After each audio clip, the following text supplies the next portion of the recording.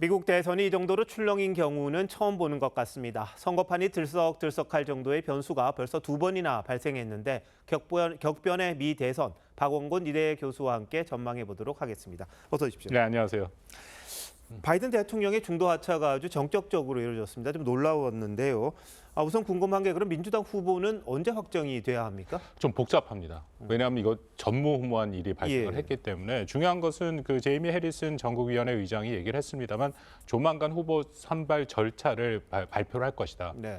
뭐 좁혀서 말씀을 드리면 늦어도 8월 22일, 그러니까 민주당 전당대회가 이번에 시카고에서 열리지 않습니까? 19일부터 22일이니까 22일까지는 결정이 되고 네. 그렇지 않으면 조금 이르게 8월 초, 그러니까 8월 7일이라는 날짜가 나오는데요. 왜냐하면 미국의 법이 복잡합니다만 예를 들어서 오하이오주 같은 경우에는 90일 전에 선거 90일 전에 후보가 확정이 돼야 됩니다. 네. 역사하면 8월 7일까지 후보가 확정이 돼야 되고 만약 그렇지 않으면 투표용지에 이름이 빠질 수가 있습니다. 물론 오하이오가 최근에 그걸 9월 1일로 뒤로 연기를 하긴 했는데 민주당에서는 내부적으로는 8월 7일을 일종의 데드라인을 잡는다. 그렇다면 그때는 온라인 투표가 이루어질 수가 있겠죠. 예. 그럼 뭐 후보가 대체되는 데 큰 문제는 없어 보이긴 합니다. 뭐 현재로서는 아무래도 해리스 후보가 제일 유리하지 않을까. 그러니까 여러모로가 있는데요. 일단 말씀드린 8월 7일이면 시간이 거의 없지 않습니까? 그렇죠. 그러니까 제3 후보가 나서서 당내 선거운동을 한다는 것 자체가 물리적으로 불가능하고 또 하나는 이 대의원이 한 4,700명, 600명 정도 되는데 그 명단을 당연히 전체 전국의 당직자들과 해리스 부통령을 비롯해서 이 바이든 캠프만 갖고 있습니다. 그 4,700명을 상대로 선거운동을 하는 것도 제3 후보는 일단 쉽지 않다라는 것이고요. 또 하나는 뭐 미국은 워낙 돈이 드는 선거니까 선거 자금 측면에서도 이 해리스가 러닝메이트로 공식적으로 움직이고 있잖아요. 그래서 연방선거자금법에 의해서 해리스한테는 돈이 그냥 가도 크게 문제는 없고 현재까지 약 1,333억 원. 근데 그 일종의 재밌는 현상 중에 하나가 바이든이 사퇴를 발표하자마자 한 10시간 내에 돈이 694억 원. 일일 자금으로 최대 몰렸다고 합니다. 근데 이 돈을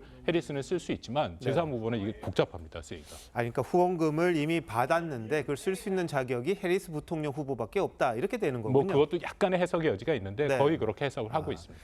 자, 그럼 해리스 후보가 예를 들어서 부각하는 걸 전제로 후원금이 그렇게 모였다는 건데 그만큼 그러면 바이든 때보다는 훨씬 더 가능성을 있다고 보는 건가요? 그렇죠. 워낙 잘 보시겠지만 기본적으로 트럼프 대통령과 너무 대비가 되는 건데요.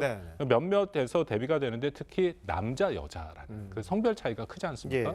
기억들 하시겠지만 8년 전에 힐러리 클린턴이 도전을 했다가 안 됐죠. 아직도 미국은 여성 대통령이 나오지 않은 것이고 또 하나는 흑인이자 아시아계, 엄마가 인도계이기 때문에 유색인종, 그 일종의 마이너리티죠. 거기에 비해서 어쨌든 트럼프는 백인, 미국 주류를 대표하는 남성, 또 나이가 많은, 또 하나는 고령 이슈가 오히려 거꾸로 됐다. 그러니까 해리스 같은 경우에는 64년생인데 트럼프는 46년생, 18년 차이가 나거든요. 그렇다면 계속 고령 이슈로 트럼프가 바이든을 공격했는데 역전되는 그런 상황이 있고 그리고 어떻게 보면은 그 훨씬 더 민주당의 정체성, 가치를 명확하게 해리스가 얘기를 합니다. 예를 들어서 낙태 문제 같은 경우는 미국에서 굉장히 중요한 문제잖아요. 근데 그 예를 들어서 바이든 같은 경우에는 카톨릭이기 때문에 그 문제에 대해서 조금 거리를 두는 입장을 보였는데 해리스는 안 그렇고요. 그렇다면 민주당의 전통적인 지지층을 결집할 수 있고 마지막으로 제일 중요한 게 바이든이 고전을 했던 게 2020년에 비해서 히스패닉이랑 그 흑인들의 지지가 낮아졌습니다. 트럼프에 대한 지지가 높았거든요. 근데 그 표를 만약에 해리스가 갖고 올 수 있다면 그러면 선거판은 조금 더 앞으로 모르게 되는 상황이 오겠죠. 자, 근데 트럼프 후보는 해리스가 더 쉽다 이렇게 이야기를 하는데 그건 허풍인가요? 뭐 당연히 그렇게 얘기를 해야겠죠. 왜냐하면 어쨌든 바이든이 좀 편했던 것은 맞습니다. 우리가 다 본 것처럼 1차 토론회에서 너무나도 명확하게 대비되는 모습을 보였는데 말씀드린 것처럼 해리스는 자기와는 또 너무 대비되는 게 있으니까 조금 더 불확실성이 커졌다라는 것이 트럼프 캠프의 입장이겠죠.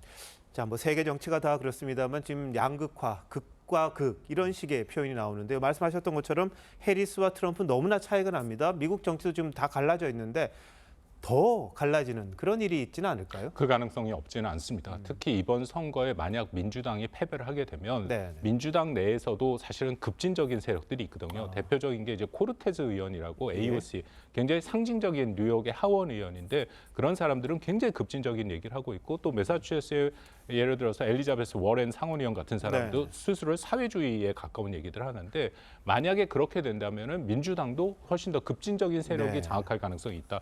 트럼프가 공화당 세력을 장악한 것처럼요. 그거 가면 훨씬 더 양극화가 심해질 수 있죠. 자, 우리 정부는 어떻게 해야 합니까?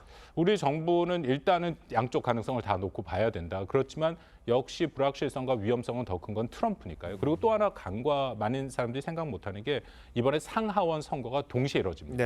상원 같은 경우에는 미국 대외 정책에 미치는 영향이 막강합니다. 그렇기 때문에 좀 더 적극적으로 상원 의원, 특히 공화당 상원 의원과 그 보좌진을 상대로 우리의 입장을 좀 전달할 필요가 있다고 생각합니다. 알겠습니다. 박 교수님 잘 들었습니다.